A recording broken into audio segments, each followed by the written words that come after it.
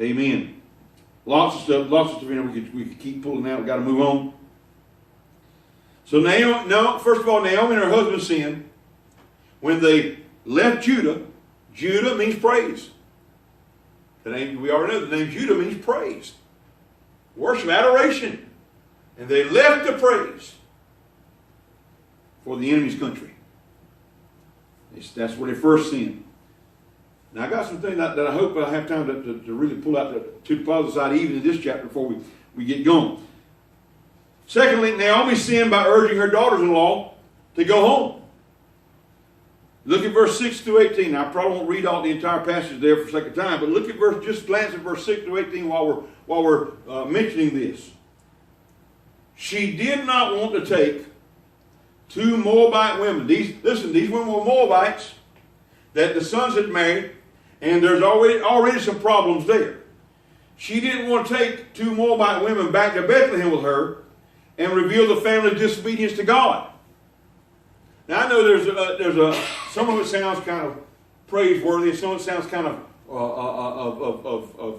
honorable and things like that. But I believe that one of the underlying reasons she didn't want to reveal the family's disobedience to God when she went back to Bethlehem.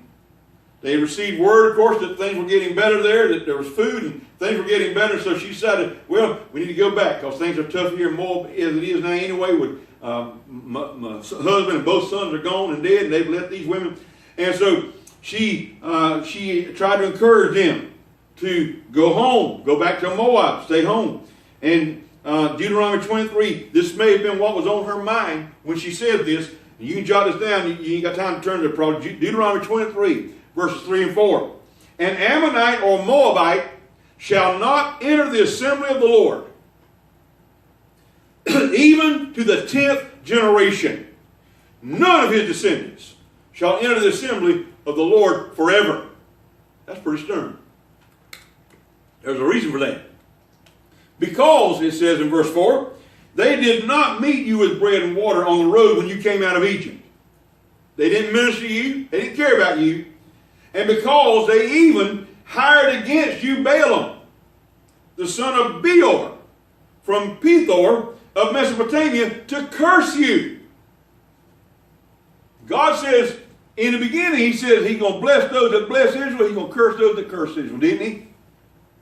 And so he made this commandment that an Ammonite or a Moabite, an idolatrous people, who even hired someone to curse Israel, he said, up until at least the 10th generation, none of their descendants shall enter into the assembly of the Lord forever.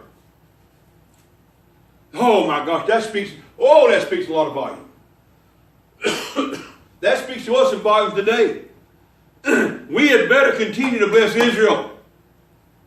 This country, listen, one of the greatest things that President Trump ever did was when he moved, when he moved what am I trying to say? The embassy back to Jerusalem. When he moved it to and recognized Jerusalem as the capital of Israel. That's one of the great, listen, other presidents, Democrat and Republican, have promised that, and none of them have ever delivered. For years they've been promising that, and none of them ever delivered. He delivered. And listen, Israel is a Trump-loving nation right now because of that.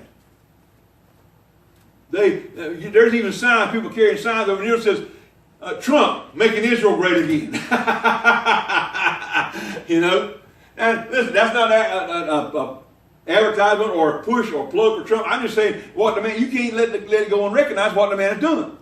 He still recognizes Israel. He recognizes Christian values. I don't know his life personally, how deep his Christianity runs.